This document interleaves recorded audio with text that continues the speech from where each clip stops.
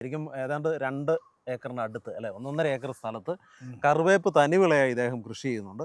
ഒരേക്കറിൽ നിന്ന് ഇപ്പോഴത്തെ നിലയിൽ 1,00,000 രൂപ അറ്റാദായം കിട്ടും. കാരണം മറ്റ് ചിലവുകൾ പിന്നെയില്ല. അപ്പോൾ ഒരേക്കറിൽ നമുക്കിപ്പോൾ റബ്ബറിൽ നിന്ന് പോലും അത്ര ആദായം കിട്ടത്തില്ല.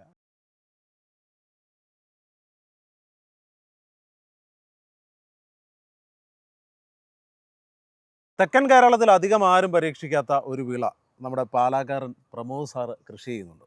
അത് ഈ കാണുന്ന കറിവേപ്പാണ്. ശരിക്കും ഏതാണ്ട് 2 ഏക്കറിനടുത്ത് അല്ലെ 1.5 ഏക്കർ സ്ഥലത്ത് കറിവേപ്പ് തനിവിളയായി ഇദ്ദേഹം കൃഷി ചെയ്യുന്നുണ്ട്. ഞാൻ ഈ പറഞ്ഞ പോലെ എനിക്ക് തോന്നുന്നു ഇവിടെ വേറെ ആരും ആ ഒരു പരീക്ഷണത്തിനോ ആ ഒരു ധൈര്യത്തിനോ ഇറങ്ങിയിട്ടില്ല. അതിനുള്ള മാർക്കറ്റ് ഉണ്ടോ സാറേ ഈ ഒരു കറിവേപ്പിന് ഇവിടെ? കറിവേപ്പിന് നല്ല മാർക്കറ്റ് ഉണ്ട്. ഉണ്ട്. പ്രത്യേകിച്ച് ഈ എക്സ്പോർട്ടേഴ്സ് അവർ ഈ മരുന്നടിക്കാത്ത കറിവേപ്പില അവർ ഒത്തിരിയേറെ പ്രിഫർ ചെയ്യുന്നുണ്ട്. കാരണം അന്വേഷിച്ച് നടപ്പുണ്ട്. കാരണം അതിനൊരു വിപണി നമ്മൾ കാണുന്നുണ്ട്, നല്ല വിപണി കാണുന്നുണ്ട്. അതുകൊണ്ടാണ് ഇതിലേക്ക് പിന്നെ എപ്പോഴും ഒരു പരീക്ഷണം. അപ്പം 16 വർഷം മുമ്പ് ഞാൻ റംബൂട്ടാൻ കൃഷി തുടങ്ങിയ ആളാണ്. ഈ പ്രദേശത്ത് ആദ്യമായിരിക്കും. ഈ പ്രദേശത്ത് ആദ്യം റംബൂട്ടാൻ കൃഷി ചെയ്ത് ഞാനാണ്. അപ്പോൾ അത് ഒരു വൻ സക്സസ് ആയിരുന്നു. അതുപോലെ തന്നെ മറ്റാരും കൃഷി ചെയ്യാത്ത വിളകളാണ് ഞാൻ ആദ്യമേ പരീക്ഷിച്ച് നോക്കുന്നത്. അത് കഴിഞ്ഞാണ് ഇവിടെയുള്ളവരൊക്കെ അത് ഫോളോ ചെയ്യുന്നത്. എന്തായാലും ഇദ്ദേഹം ഒരു റിട്ടയർഡ് കോളേജ് അധ്യാപകനായിരുന്നു അല്ലേ? റിട്ടയർഡ് ആണ്. മൂലമറ്റം സെന്റ് ജോസഫ്സ് കോളേജിലെ അധ്യാപകനായിരുന്നു. ഓക്കെ. ഇവരുടെ എനിക്ക് തോന്നുന്നു റിട്ടയർമെന്റ് ലൈഫ് മാഡം വർക്ക് ചെയ്യുന്നുണ്ടായിരുന്നു അല്ലേ? ഓക്കെ. ഇവർ രണ്ടുപേരുടെ ഇവരുടെ റിട്ടയർമെന്റ് ലൈഫ് ഇതുപോലെ കാർഷിക മേഖലയിൽ സജീവമായിട്ട് തന്നെ എൻജോയ് ചെയ്തുകൊണ്ടിരിക്കുന്നു.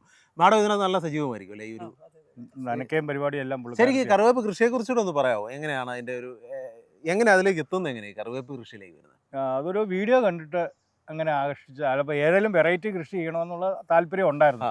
അപ്പോൾ ഒരു വീഡിയോ പാലക്കാടിനൊരു പാർട്ടി പുള്ളിക്ക് ഒരു 13 കറിവേപ്പിലയിൽ നിന്ന് കിട്ടുന്ന ആദായമൊക്കെ പറഞ്ഞൊരു വീഡിയോ കണ്ടായിരുന്നു. അപ്പം നമ്മളൊരു വെറൈറ്റി കൃഷി ആഗ്രഹിക്കുന്നുണ്ട്. സ്വാഭാവികമായിട്ടും അതിൽ ആകർഷണമായി നമ്മൾ തന്നെ ചെയ്യാമെന്ന് ഒരു വിചാരം. അങ്ങനെയാണ് ഇതിലേക്ക് വരുന്നത്. ഇത് ഏത് ഇനങ്ങളായി ചെയ്തേക്കുന്നത്?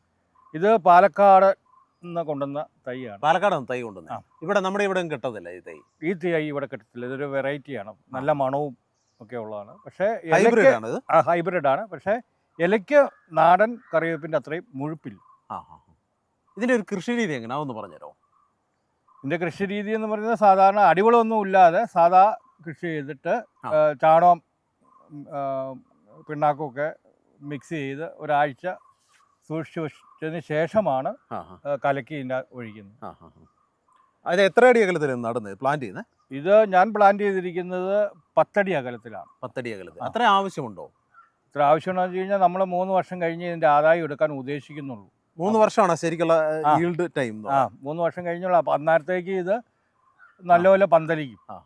അപ്പം പിന്നെ ഒരു 10 അടി ഇല്ല എങ്കിൽ കൂട്ടിമുട്ടും. ഇപ്പം ഏത് കൃഷിക്കാണേലും വെള്ളവും വെളിച്ചവും ഏറ്റവും അത്യന്താപേക്ഷിതമായ ഒന്നാണ്. ഈ അപ്പം നല്ല വെയിലും നനവും കൂടി ഉണ്ടെങ്കിൽ ഇത് വേനൽക്കാലത്തൊക്കെ വളരെ പെട്ടെന്ന് വളരും. നമ്മൾ വളമായിട്ട് തന്നെ കൊടുത്ത ചാണകം മാത്രമേ ഉള്ളൂ? ചാണകം. എന്നിട്ട് ഞാൻ തമിഴ്നാട്ടിൽ ഈ ഒരു കറിവേപ്പിൻ്റെ കൃഷി കണ്ടിരുന്നു. അപ്പോൾ അവരൊരു 3 മാസം കൂടുമ്പോൾ വിളവെടുക്കും. അവരിങ്ങനെ കട്ട് ചെയ്ത് ഇത്ര കുറ്റിത്തൈയായിട്ട് നിർത്തിയാണ് ചെയ്യുന്നത്. 25 വർഷമായി നിൽക്കുന്ന മരമാണ്. അത് അവർ കുറ്റിത്തൈയായിട്ട് നിർത്തി അങ്ങനെ വിളവെടുക്കും. അങ്ങനെ ചെയ്യാൻ തന്നെയാണോ നമ്മൾ ഉദ്ദേശിച്ചത്? അങ്ങനെ തന്നെ ചെയ്യാനാണ് നമ്മൾ ഉദ്ദേശിക്കുന്നത്. 3 മാസം കൂടുമ്പോൾ അതിന് ഈൽഡ് കിട്ടും ആ തരത്തിൽ അല്ലേ?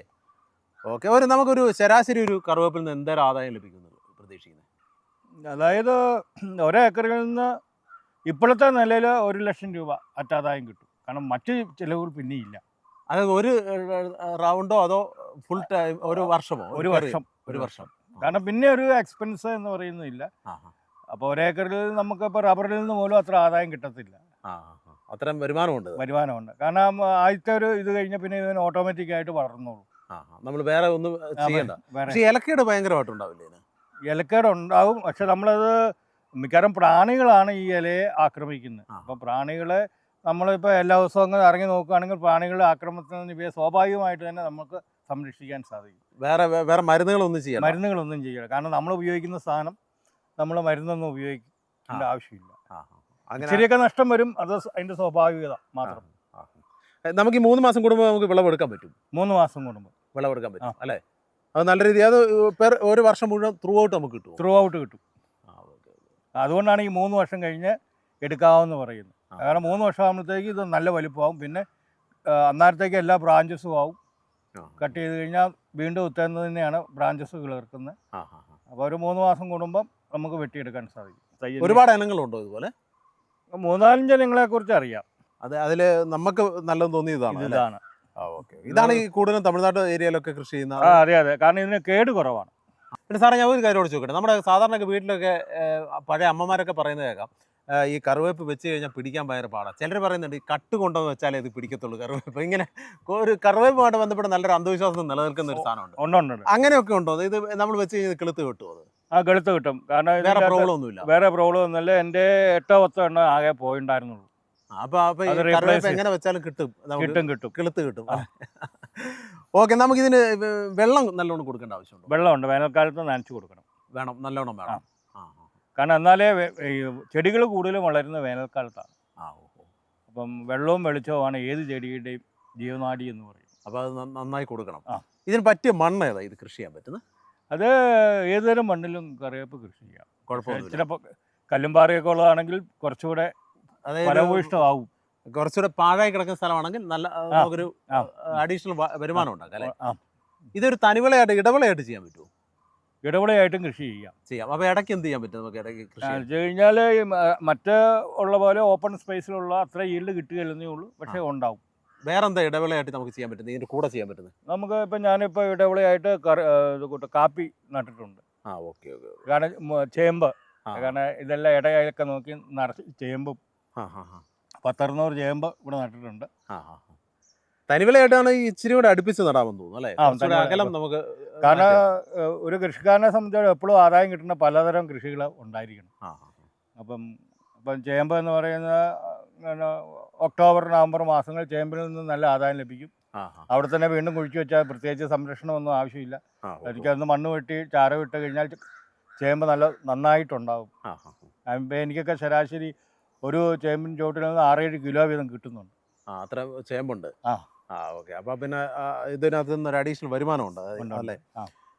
ഓക്കെ. എന്തായാലും ഞാൻ ഈ പറഞ്ഞ പോലെ ഒരു വളരെ വ്യത്യസ്തമായൊരു കൃഷി, അങ്ങനെ ആരും നമ്മുടെ ഈ തെക്കൻ കേരളത്തിലേക്ക് അധികം ആരും ചിന്തിക്കാത്തൊരു കൃഷി, അതാണ് പാലക്കാരൻ പ്രമോദ് സാറ് ഇവിടെ ചെയ്തിരിക്കുന്നത്. സാറിൻ്റെ എന്താ പറയുക, കുട്ടികളുമായിട്ടൊക്കെയുള്ള ഒരു അധ്യാപന ജീവിതത്തിൻ്റെയൊക്കെ എത്ര വർഷമായി റിട്ടയർ ആയിട്ട്? 2 വർഷം. 2 വർഷം. ആ റിട്ടയർമെൻറ്റ് ലൈഫും അദ്ദേഹം എൻജോയ് ചെയ്യുന്ന ഈ കൃഷി കൊണ്ടാണ്. ഇത് മാത്രമല്ല, ഇദ്ദേഹത്തിന് ഒരുപാട് ഇതുപോലെ വെറൈറ്റി കൃഷികളുണ്ട്. അതിൽ ഒന്നാണ് നമ്മുടെ പേര കൃഷി അല്ലേ?